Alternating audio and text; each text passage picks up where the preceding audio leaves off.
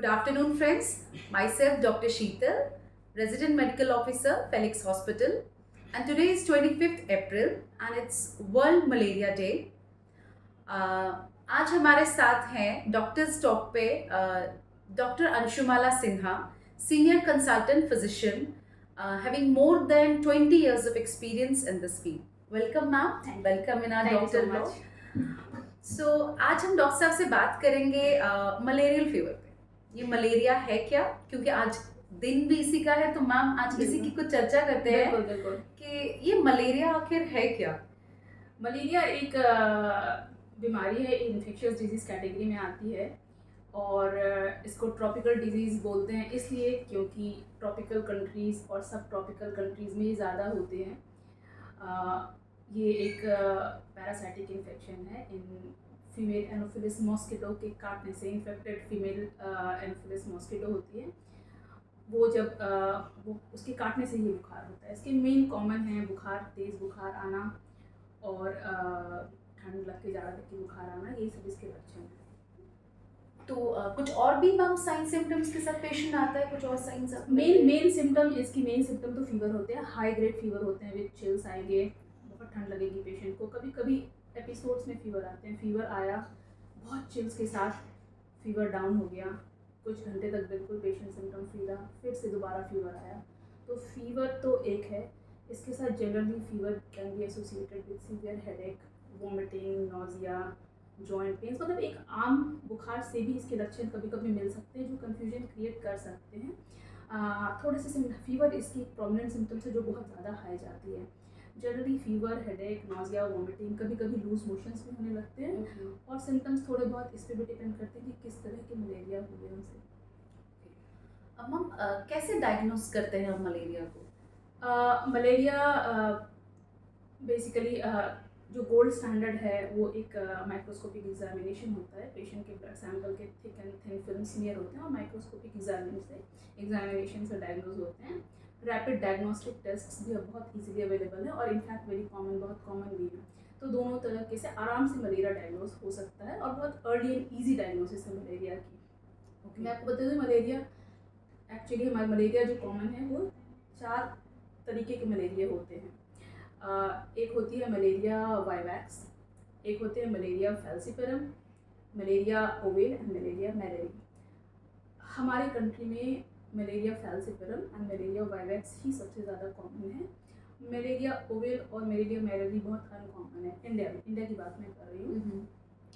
और इसमें से जो फैल्सिपेरम मलेरिया है वो सीवियर मलेरिया कॉज कर सकता है और बॉडी में और ज़्यादा कॉम्प्लिकेशंस करने के इसके चांसेस रहते हैं. सो कोई भी मलेरिया अगर अनट्रीटेड हो तो वो बहुत ज़्यादा सिक कर सकती है, बट अर्ली डायग्नोसिस से वो बहुत जल्दी ट्रीट भी हो सकती है. तो मैम ये क्यूरेबल है?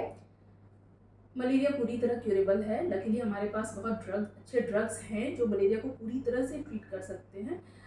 ड्रग की जो ट्रीटमेंट रिजीम होती है और जो ड्यूरेशन होती है वो डिपेंड करती है कि किस तरह की मलेरिया है. ओवेक्स की ट्रीटमेंट, उसके ड्रग्स भी अलग होते हैं, उसकी ड्यूरेशन भी अलग होती है. फैल्सिपेरम की ड्रग्स और ड्यूरेशन दोनों अलग होते हैं. ट्रीटमेंट इज़ बेस्ड ऑन कि किस तरह की मलेरिया है. मतलब पहले इन्वेस्टिगेशन होगी किस टाइप का मलेरिया है, उसके बाद ही हम उसकी प्रॉपर ट्रीटमेंट दे सकते हैं. हाँ, इसलिए क्योंकि जैसे फॉर एग्जांपल किसी को वाइवैक्स है तो वाइवैक्स दो, खासकर वाइवैक्स और ओवेल हालांकि हमारी कंट्री में कम होते हैं. इन दोनों में डॉर्मेंट स्टेजेस होते हैं जिसमें कि जो मलेरिया के पैरासाइट हैं उनके लिवर स्टेजेस जो होते हैं वो डॉर्मेंट, वो ट्रीट होने के बाद भी कोई सिम्टम्स नहीं देंगे. वो सालों सालों तक डॉर्मेंट रह सकते हैं. But may be after many years, 10 months, 1 year, even 4 years के बाद they have the capability to cause reinfection, जिसको हम रिलैप्स बोलते हैं. तो जिनको ये मलेरिया होती है उनको हम 15 days तक ट्रीटमेंट अलग और ज़्यादा देते हैं उस रिलैप्स से बचने के लिए. उनकी मेडिसिन भी अलग होती हैं. और ये फैल्सिपेरम मलेरिया, और ये डायग्नोस करना बहुत डिफिकल्ट नहीं है. इवन जो रैपिड डायग्नोस्टिक टेस्ट होते हैं वो भी डिफ्रेंशिएट कर देते हैं कि वो वाइवैक्स है या फैल्सिपेरम है, सो दैट उसमें ट्रीटमेंट डिले नहीं होती है. ओके मैम, ये कैसे फैलता है, ट्रांसमिट कैसे होता है ये? मलेरिया ये कॉमन सारे जब जानते हैं कि मच्छर काटने से होते हैं. So it is spread by the bite of infected female anopheles mosquito. तो जिस एरिया में मलेरिया एंडेमिक है उसमें चांसेस इसीलिए ज़्यादा हैं क्योंकि पहले मलेरिया का जो पैरासाइट है वो पहले एक जो फीमेल एनोफिलिस मॉस्किटो है, they have to take a blood meal from an infected person. तो किसी को इन्फेक्टेड पर्सन से वो ब्लड मील लेता है, फिर वो मॉस्किटो जब दूसरे इंडिविजुअल को बाइट करता है तब वो उसको ट्रांसमिट करता है। हाँ, तो it is cause by bite of infected. पहले वो इन्फेक्टेड पर्सन से एक ब्लड मिल लेगा and then it will transmit that infection to the non infected person. तो दैट इज वाई जहाँ पे एंडेमिक है मलेरिया, वहाँ जहाँ पे कॉमन है वहाँ पे और ज़्यादा कॉमन हो जाते हैं मलेरिया। इसके लिए हम ये व्यूअर्स को ये बता सकते हैं कि इसमें कोई ड्रॉपलेट इन्फेक्शन का कोई कनेक्शन नहीं है। नहीं, ड्रॉपलेट इन्फेक्शन बिल्कुल नहीं है, बिल्कुल नहीं है मलेरिया। कंटेजियस नहीं है, let me tell you, this is not contagious. Malaria से इन्फेक्टेड लोगों के पास बैठने से या नहीं, बिल्कुल नहीं होगा। उनके कपड़ों को यूज करने से या जो हम ड्रॉपलेट इन्फेक्शन जैसे हम बाकी रेस्पिरेटरी इन्फेक्शंस में बोलते हैं उससे ये नहीं होएगा। बट कॉमन इसलिए एक एरिया में ज्यादा हो जाता है क्योंकि उस एरिया में इन्फेक्टेड पीपल है तो मॉस्किटोज एक दूसरे से बट ये है कि मॉस्किटो के बाइट करने से होगा, ना कि उस इंसान के आसपास बैठने से छूने से, इसको टॉवल यूज करने से जो हम उस तरह से मलेरिया स्प्रेड नहीं होता है। So ma'am, who is eight risk of malaria? ज्यादातर रिस्क पे कौन लोग रहते हैं? Everybody is eight risk of malaria. इसमें देयर इज नो कि कोई खास इंडिविजुअल मलेरिया हो किसी को भी सकता है। Yes, some people can be at risk of developing severe malaria. Specially हम हर तरह के जो जहाँ पे जैसे एंडेमिक एरिया है, जैसे मैंने बोला एंडेमिक मतलब एंडेमिक उस एरिया में बोलते हैं जहाँ पे जनरली मलेरिया के इंसिडेंसेस बहुत हाई होते हैं। तो क्योंकि वहीं पे ट्रांसमिशन साइकिल बनी रहती है और एक दूसरे से होती है, तो वहाँ पर के लोग रिस्क पे बहुत ज़्यादा हैं। जो कहीं ऐसे जगह ट्रैवल कर रहे हैं जहाँ पे मलेरिया के इंसिडेंसेस हाई हैं तो वो हाई रिस्क पे हो जाते हैं। बट अदरवाइज इन जनरल अगर हम बोलें तो anybody is eight risk of malaria. It doesn't select कि कोई सिक है। लेकिन सीवियर मलेरिया किसी लोगों में ज़्यादा इसलिए होती है, मेन रीज़न बीइंग एक तो डायग्नोसिस में जो रूरल एरियाज हमारे हैं कभी कभी डायग्नोसिस में डिले हो जाती है या they do not have that rapid diagnostic test. कहीं कहीं पे इतनी फैसिलिटी नहीं होती है कि माइक्रोस्कोपिक टेस्ट तुरंत मिल जाए उनको, और जो डायग्नोस्टिक किट्स है वो अवेलेबल नहीं होती जो रैपिड डायग्नोस्टिक किट है। तो ऐसे में ट्रीटमेंट, लैक ऑफ ट्रीटमेंट की वजह से वो सीवियर मलेरिया में कन्वर्ट हो सकता है। कभी कभी बच्चों में हम देयर आर सर्टेन ड्रग्स जो हम बच्चों में, प्रेग्नेंट लेडीज में नहीं दे सकते हैं, तो they may be at risk of developing severe malaria. तो main reason for developing severe malaria is lack of diagnosis and lack of early treatment. How can we prevent the malaria? अगर हमें prevention की बात करें, because prevention is better than ना cure, so अगर prevention की बात करें तो क्या मेजर्स उठाने चाहिए हमें कि मलेरिया को जितना हो सके हम प्रिवेंट कर पाएँ? सबसे पहले द मोस्ट थिंग इज कि मलेरिया मॉस्किटो ट्रांसमिशन को रोकें। मॉस्किटो नेट्स यूज़ करें, रेपेलेंट्स यूज़ करें, खासकर ऐसे जगह पे जाने से अपने आप को रिफ्रेन करें जहाँ पे मलेरिया बहुत ज़्यादा होता है। सो प्रिवेंशन, तो मॉस्किटो से prevention is prevention from malaria actually.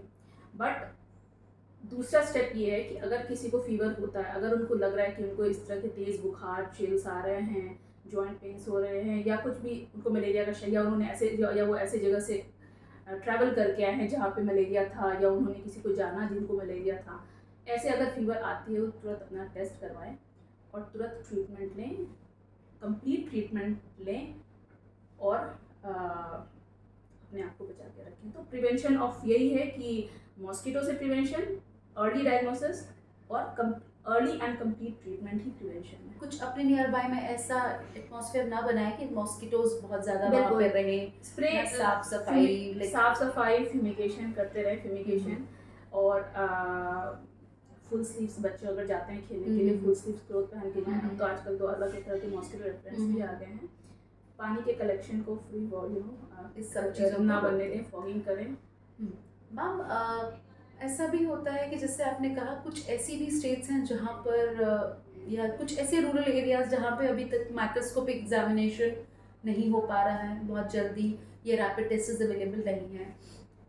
तो ऐसी जगहों पे जैसे कि किसी पेशेंट को फीवर आ रहा है, अगर हम यूटीआई की बात करें कि यूरिन इन्फेक्शन है, तब भी जो फीवर है वो चिल्स के साथ आता है, या कोई और वायरल इन्फेक्शन है जैसे आजकल चल भी रहा है H1N1 या कोविड, तो इन सब चीज़ों में भी बुखार जैसे आ रहा है, तो उस बुखार और इस बुखार में क्या डिफरेंस रहेगा, क्या पैटर्न का डिफरेंस रहेगा, कुछ पैटर्न पेशेंट समझ पाए थोड़ा उस चीज़ को?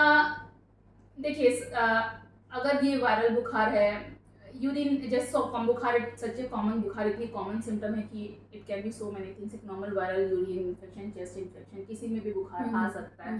तो उसको पहले इंस्टेंस पे देख के बोलना कि मलेरिया का बुखार है, it is really not possible. Patients के लिए भी समझना तब तक पॉसिबल नहीं है, अगर उसने किसी को जाना है कि मेरे आसपास में मलेरिया था, तो ये पॉसिबल नहीं है। लेकिन एज ए जनरल रूल हम पेशेंट्स को यही एडवाइस करते हैं कि अगर आपको कोई सिर्फ बुखार आ रहा है 2 दिन तक बुखार नहीं ठीक हुआ या आपके सिम्टम्स और बढ़े जा रहे हैं, तो don't take chance, come to your doctor, self medication नहीं करें and get yourself tested, get yourself ऐसी जगह जहाँ पे टेस्ट, माइक्रोस्कोपिक एग्जामिनेशन अवेलेबल तो है, लेकिन उसकी टेस्ट की रिपोर्ट्स थोड़े से कहीं पे डिलेड हो जाते हैं, बिकॉज उनके पास इतने लैब्स नहीं होते जो क्विक रिजल्ट्स दे सके। तो हम रैपिड डायग्नोस्टिक टेस्ट वो एक दूसरी चीज़ है, अगर वो भी अवेलेबल नहीं है तो it is a little bit, तब हम उस बेसिस पे, तब then the treatment is based कि वहाँ पे कितना कॉमन है।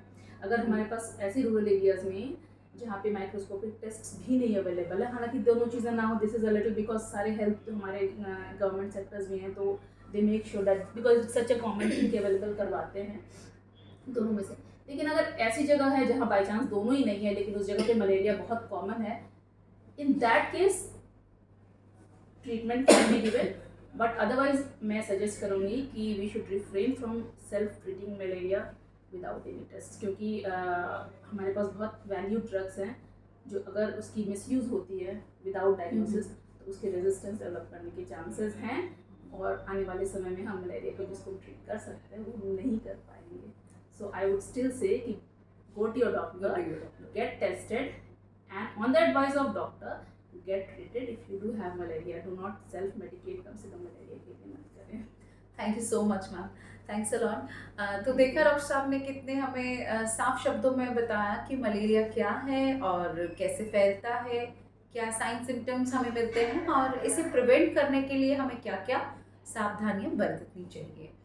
सो आपको अगर मलेरिया से रिलेटेड कोई भी या किसी भी फीवर से रिलेटेड कोई क्वेश्चंस हो, कुछ आपकी क्वेरीज हो, तो प्लीज़ आप कमेंट बॉक्स में अपना कमेंट लिखें, अपना फ़ोन नंबर लिखें, हम खुद डॉक्टर साहब से पूछ के आपके क्वेश्चंस का आंसर देंगे। थैंक यू सो मच, नमस्कार। Thank you.